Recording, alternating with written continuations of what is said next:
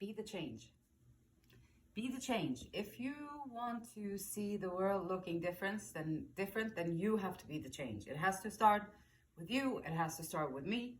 And that's as simple as it gets. And it's doable. Very doable.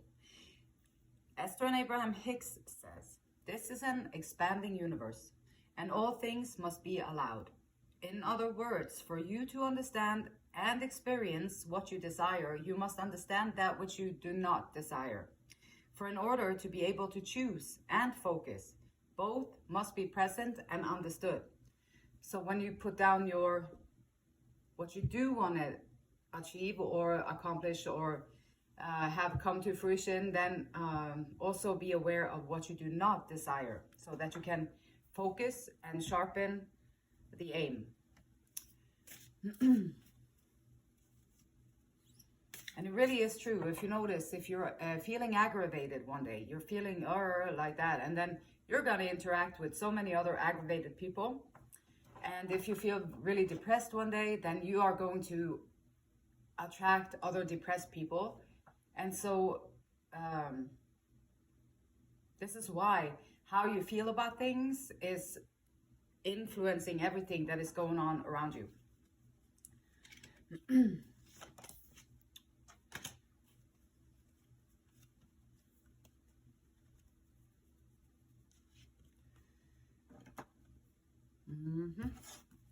Take in everything life has to offer. Take in everything that life has to offer, the happy and the sad. Trust that you are always where you should be and you are given the lessons that you need to move forward. Sometimes it ends up in a good way, sometimes it does not. Sometimes they are lessons for us to learn, and sometimes they are yes.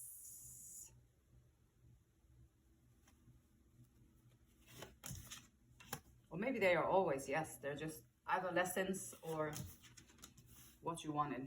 So you definitely took goodbye to something in the past, or something ended, but now there's not going to be no repeat cycles, which is a good thing. So every time you go into your mind, every time you go into your programs that is running automatically and you change one of them, now you just complete a cycle. So when you complete a cycle, you don't have to experience that same thing again. It won't come back up in your life again, because you learned the lesson that you needed to learn.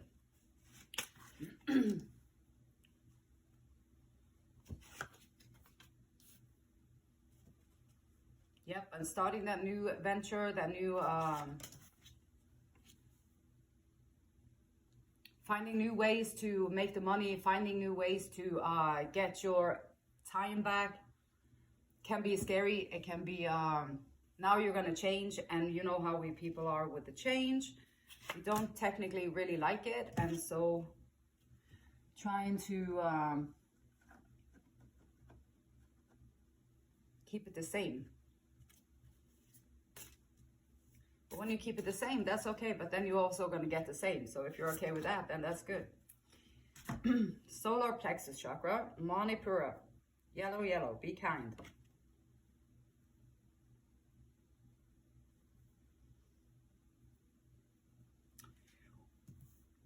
So, human being hopping around on planet Earth, taking action, yep. Passionate action, yep. And you know, even though sometimes we take action and it doesn't work out the way that we wanted to, it's okay, because you learned something. First, you took the action, which is a great thing. You set it into motion and you went for it, which is great, because that model, you can model that behavior in any other goal, any other thing that you want to accomplish. And so also by working on something, when you say goodbye to some kind of pattern that you've been having in your life before, now you are going to be free to do things differently, because you won't be entrapped in that pattern anymore. So the Ten of Swords here is like something is done, dead, and over with. And that's okay. You leave it in the past. It's okay. It can stay there. And you take the experience. You take the lessons from it. So, for example, if you always feel like you're a people pleaser, And then you learn that people will take advantage of that, and you are going to run yourself dry. You are going to expand or take out all of your energy, and you're going to create resentments within yourself because you're always overgiving. And maybe you think that other people, they should know better. They shouldn't ask you about that, or that's too much and they should know better. And then instead of practicing boundaries, and instead of practicing saying, no, unfortunately, I can't do that, and taking your time back and not feel guilty about it. So if you work on that pattern, and a lot of us have it, a lot of us have that the people-pleasing pattern within us. So instead of keep doing that and build more resentments, and then eventually you'll be like, wow, so all things must be allowed. So okay, then you have tried it out to see what happens if you always say yes to people, and if you always extend yourself, and you always put your own things on the back burner so you can help someone else, or you always that day of rest that you was gonna have, no, someone asked you about something, so now you have to go and do it. You feel like you have to go and do it. And so instead, and then it's going to take a lot of your time, and then that might be a thing that you do not desire. So once you learn this here, so the experience is going to be a great one if you are able to sit down and look at it and be like, okay, I think I'm people pleasing here, so let me see what that means. And then you do some research, you get some information. Oh, okay, so that's what it means when you do that, or that's what it means. Okay, and then what do you do to not do that? Okay, you have to set the boundaries, you have to be more clear about your time and your energy and all that. So it's a whole lot of learning within it, and it's a great learning, and it's something that you can then be like, next time you feel, maybe you just say no to everything for a while. Nope, can't do it, sorry. Nope, can't do that, sorry. Then you can practice saying no. No, I'm not available on that day. No, I got too much to do. Nope, I don't have the time. You don't even have to explain it. And then once you do that, you're going to take back your power, take back your time. You are also going to show people where your boundaries are, and that's going to make people respect you, have more respect for you, instead of feeling like they can just walk all over you all the time. So there's a lot of learning with that. And then once you learn the lessons that you need, the happy and the sad, the overextending to others and the no extending to others, and then once you learn the lessons, then you can be free, and you have the lesson. Now you can move forward. And moving forward, you're going to be working on something, and perhaps it's not yielding the results that you want. Perhaps it's a slow process. And you know, it would be a slow process too if half of the time that you have spent on whatever project that you have, and half of the time that you have available in your life, you have spent it on running around pleasing other people, then you won't have time enough to put into the effort that it takes to create. And so saying goodbye to that might even speed up the process in the other things that you got going on. And you are surrounded by generosity, you are surrounded by openness, and a world that might open up for you and help you out. And then sometimes that dream of that Prince Charming in the land of the romance, we are all dreaming probably of him or her, and then that can be a blockage. It can stop you from moving forward with the things that you need to do. But once you find some peace and quiet in your mind, you learn how to don't be stressed out by other people. You learn how to quiet that mind so that you can focus on the things that you want to do, which is always something that we have to do. If you want to achieve something, you have to put it in, strategize, put a plan in there, and then work towards the goal. No excuses, no apologies, banish fear and shine your light.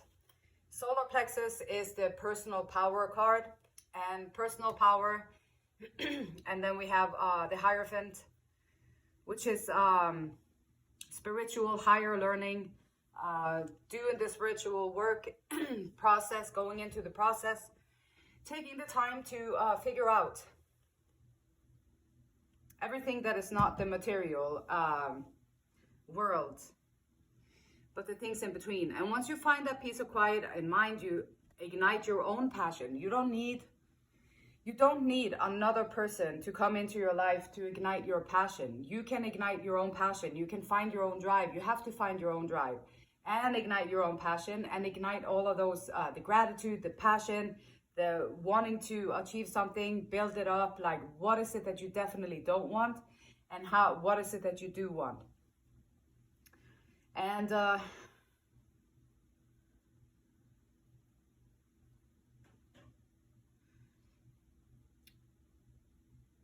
presenting oneself in a good way, presenting oneself in a way that is seemingly fair, seemingly objective, able to see things from more perspectives,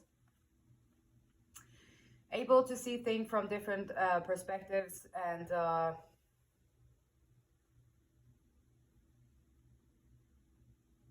free to be yourself. And then this is something that people can sometimes react to it. If you hop around on planet Earth and you're being your own authentic self and you say, well, I don't believe in those values, I don't believe in that stuff right there.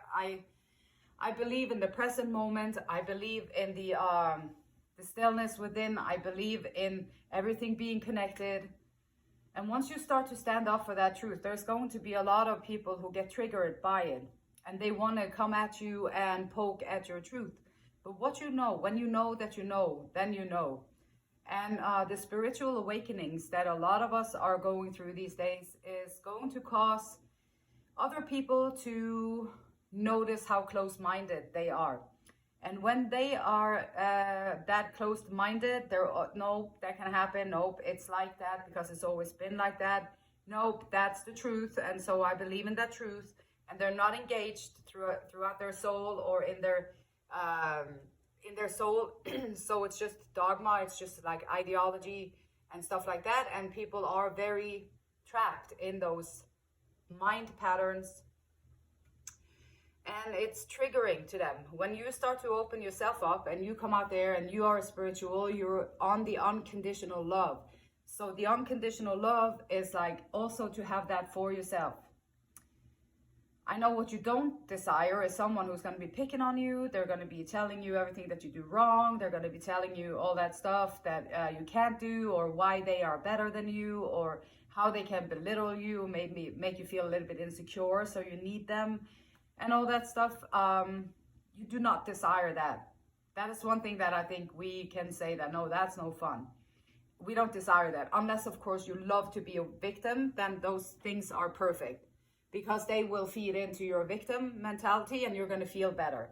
So it's going to feel worse, but you're going to feel better too. So, but for most of us, if you want to level up and you want to aim higher and you want to open up, then you have to choose that.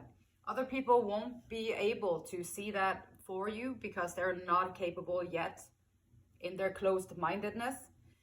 But I say just stand up for your beliefs, stand up for what you believe in, and do that anyway. It doesn't have to be in a mean way. It can just be in an understanding way and just stand your ground. Because you are free to be yourself. You are free to be yourself. You can choose how you want to live this life on planet Earth.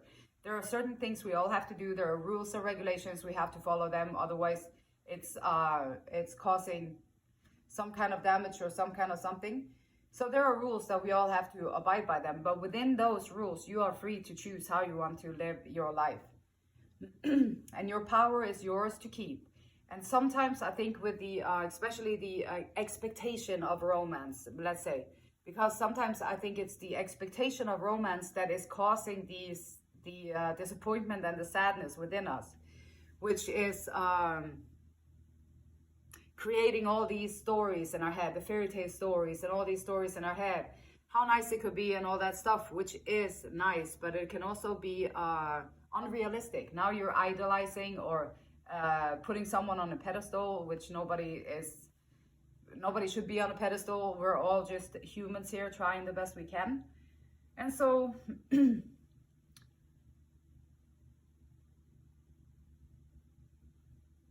taking the energy back, taking your time back, using your personal power for your own gains, like not be sitting there. If you sit there, like where your energy goes, where your attention goes.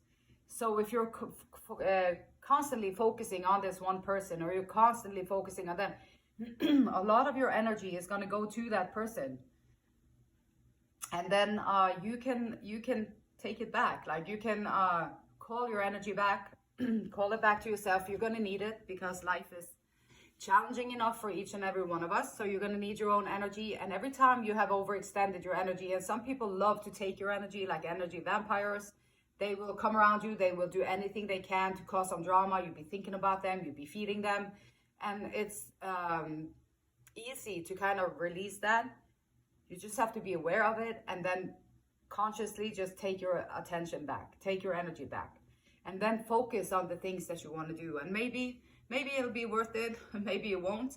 But I know someone is sitting looking at what they are creating or have created and wondering if it's really worth it. And this can also be like if you've invested a lot of time into a job and then hoping to be promoted, and then years go by and you're still hoping to be promoted, and years go by, and then maybe you're looking at all those years and you be like, wow, that's a lot of hard work. Is it really worth it?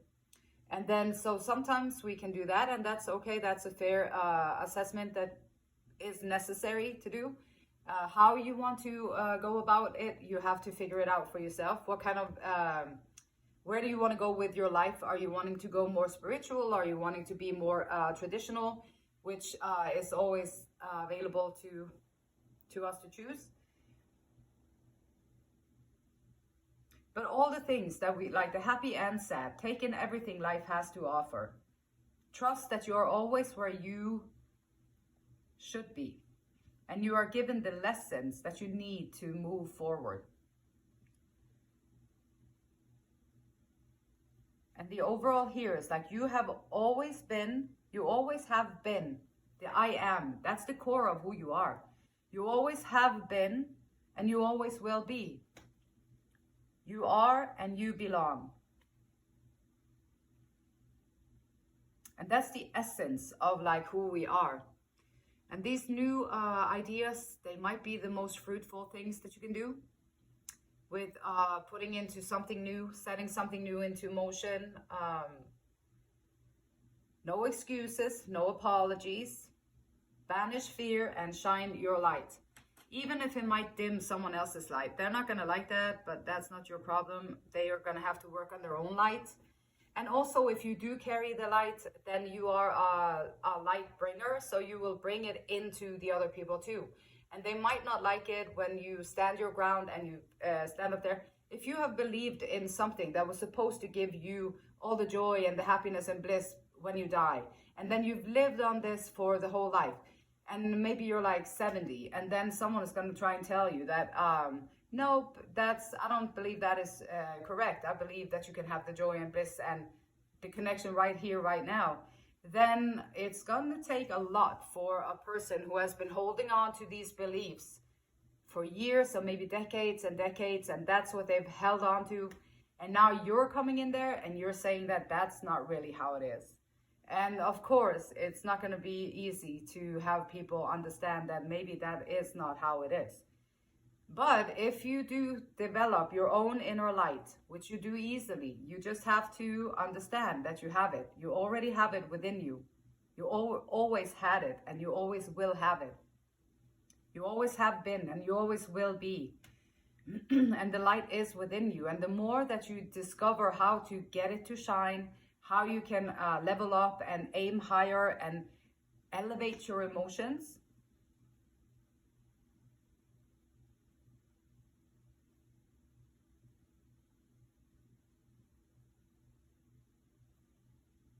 because what you show people, they cannot really deny it. When you show it to them, when they see it with their eyes, they can't really deny it. And so becoming it, this is why being the change, like talking about it, that's just talking about it. Dreaming about it, that's just dreaming about it. Being about it means that you have to go through the changes, and you have to be willing to feel the sadness to get to the happiness. You have to be able to and willing to feel the darkness, to know what the light looks like. And you have to do these things and be willing to go through it. And I think after talking to a lot of people in my life, I think everybody just is doing what they think is going to make them happy. And the thing is that there's nothing out there that is truly going to make you happy. You already have the joy and the happiness within yourself. You just have to understand, and you just have to learn how to awaken it so that it can come alive within you. And the beautiful light in me, it honors and it respects and it loves that same beautiful light in each and every one of us. And until next time, namaste.